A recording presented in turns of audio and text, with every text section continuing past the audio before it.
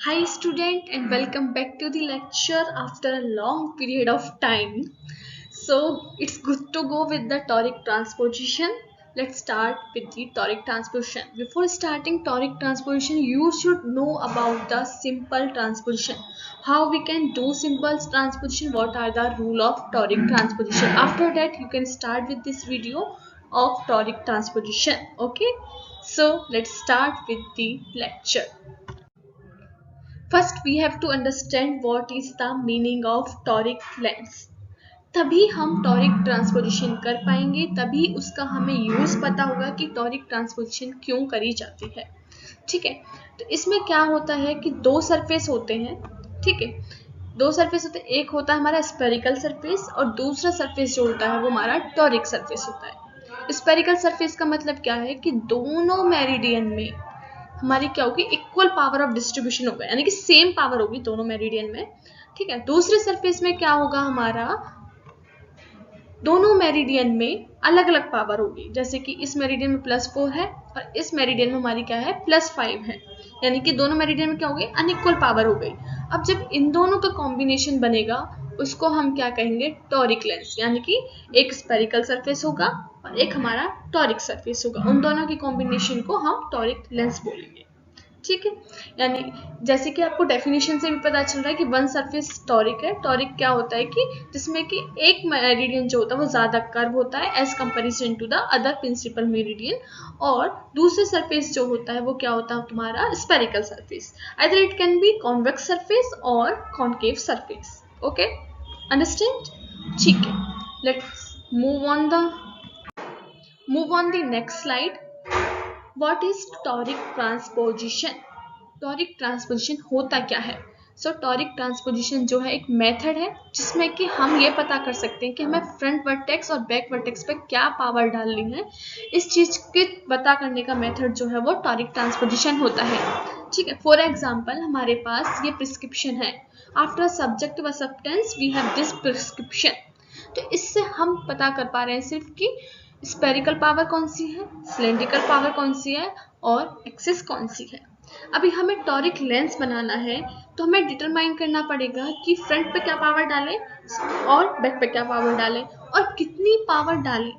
इस चीज को पता करने के लिए टॉरिक ट्रांसपोजिशन की नीड पड़ती है, उसकी हेल्प पड़ती है. So that's why we do toric transposition to determine exact surface power of the front and back surface of the lens and how much is to ground on each surface so it match above mentioned prescription. कितना power कौन से surface पे डालना है ताकि जो हमारे पास prescription आया है उस प्रिस्क्रिप्शन से वो पावर मैच करे. आपको ट्रांसपोजिशन का तो मतलब पता होगा ना कि ट्रांसपोजिशन का मतलब यही होता है कि एक फॉर्म से दूसरे फॉर्म में चेंज करना पावर को. ठीक है, विदाउट चेंजिंग टोटल पावर. ठीक है, सो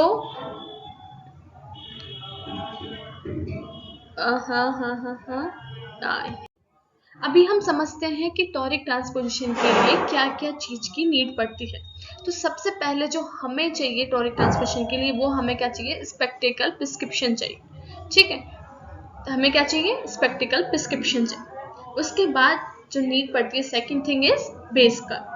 बेस कर्व क्या होता है कि toric surface which have a weaker power, यानी कि जो टॉरिक सरफेस है उसका कोई एक दो मेरिडियन होते हैं तो किसी एक मेरिडियन पे वीकर पावर होगी, उसी मेरिडियन को हम क्या कहेंगे, बेस कर्व कहेंगे. अंडरस्टैंड. अब मैं तुम्हें बेस कर्व बता रही हूँ तो क्रॉस कर्व भी बता देती हूँ.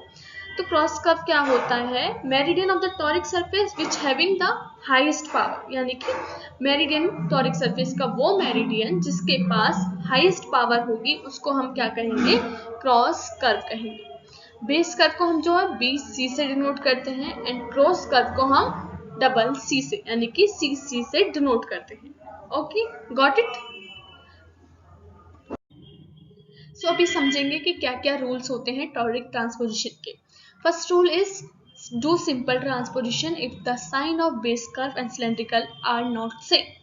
ओके, अगर हमारे बेस कर्व और सिलेंड्रिकल का साइन सेम नहीं है तो हमें सिंपल ट्रांसपोजिशन करनी होगी. So that's why you know about this simple transposition before doing toric transposition. Okay, next rule is for spherical surface power subtract the base curve from spherical power, यानी कि base curve को spherical power में से तो आपको क्या करना होगा, सब्ट्रैक्ट करना होगा, ठीक है, अगर आपको स्पेरिकल सरफेस की पावर चाहिए तो। Next rule is for cylindrical power fix the base curve at 90 degree to the axis of cylindrical, जो भी हमारे सिलेंड्रिकल की सपोज एट द -3 एट 90 हो रहा है हमारा एक्सिस जो है, तो हमें क्या करना होगा कि हमें बेस कर्व को क्या करना होगा, 90 डिग्री रोटेट करना होगा, यानी कि बेस कर्व जो होगा वो हमारा 180 हो जाएगा, ठीक है। देन क्या करना होगा, बेस कर्व को सिलेंड्रिकल पावर में ऐड करना होगा, ठीक है। पहला रूल क्या है कि पहले हमें सिंपल ट्रांसपोजिशन करनी है अगर साइन जो हमारे वो सेम नहीं है। सेकेंड रूल क्या है कि हमें सब्ट्रैक्ट करना है बेस कर्व को किसमें से, स्पेरिकल पावर में से। नेक्स्ट रूल क्या है कि हमें बेस कर्व को 90 डिग्री फिक्स करना होगा किसके, एक्सिस ऑफ सिलेंड्रिकल के, ठीक है। नेक्स्ट क्या है कि हमें बेस कर्व और सिलेंड्रिकल पावर को ऐड करना होगा, डीसी मतलब cylindrical power, okay, understand. Now अभी एक एग्जांपल सॉल्व करते हैं रूल्स को ध्यान में रख के, ठीक है। तो हमारा एग्जांपल जो है वो है +1 spherical power +2 cylindrical power at 165 axis और -6 जो है वो बेस का। तो हमारा पहला रूल क्या कहता था कि हमें सिंपल ट्रांसपोजिशन करनी है, कब, जब हमारा साइन जो है वो किसका, सिलेंड्रिकल का और बेस कर्व का सेम ना हो।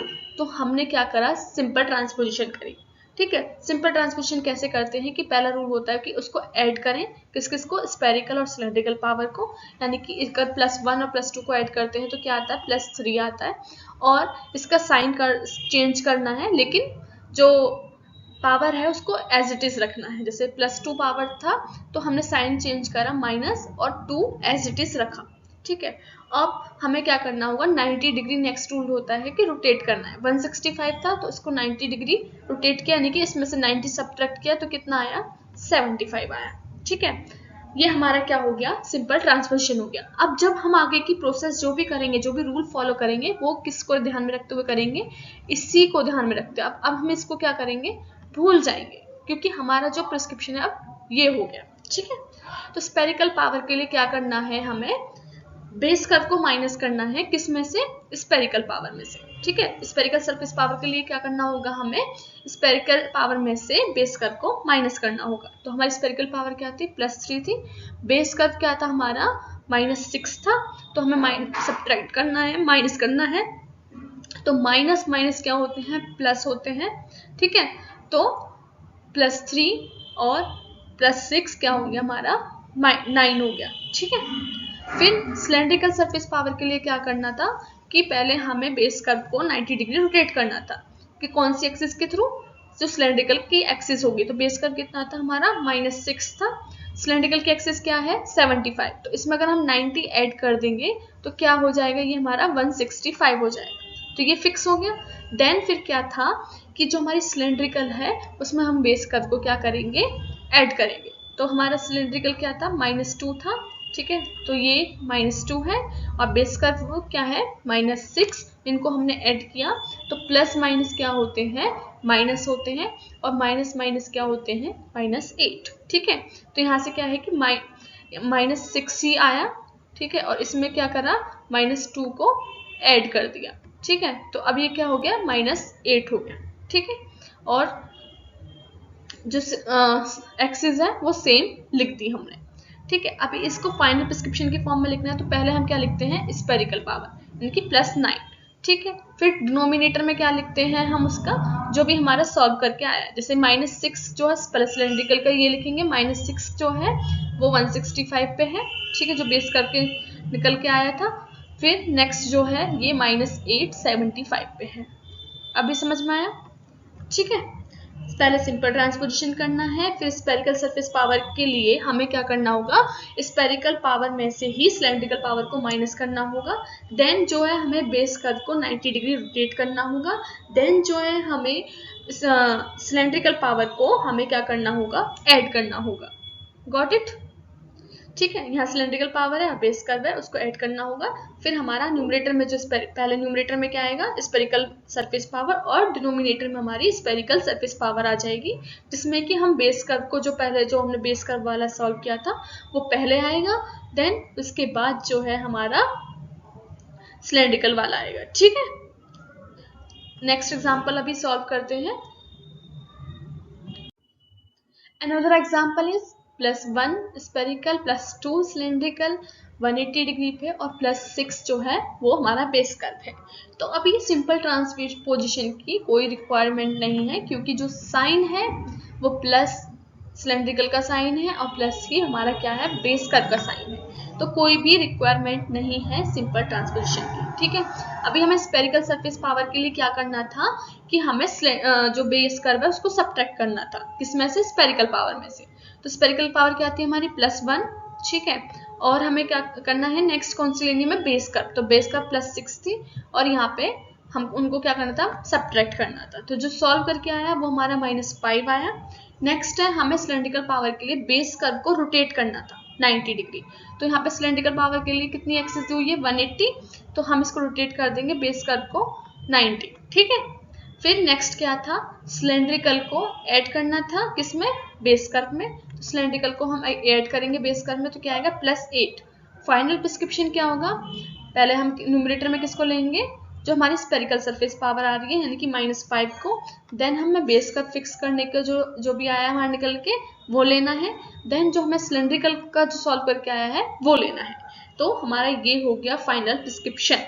ठीक है, अब हमारी टॉरिक ट्रांसपोजिशन हम कहाँ करते हैं, मतलब रियल लाइफ में हम कहाँ करते हैं। तो टॉरिक ट्रांसपोजिशन जो हम करते हैं वो हम जहाँ पे स्पेक्टिकल मैन्युफैक्चर होते हैं, ऑप्टिशियन लैब में करते हैं। ठीक है, जो हमारे टॉरिक लेंस मैन्युफैक्चर होते हैं उस लैब में करते हैं, और वहीं पे इनकी ज़रूरत पड़ती है। I hope you like this video and you are able to understand what is the meaning of transposition, what is the meaning of toric transposition, why we need for toric transposition. So मिलते हैं next lecture में, तब तक के लिए tata bye bye, see you in next video. Okay.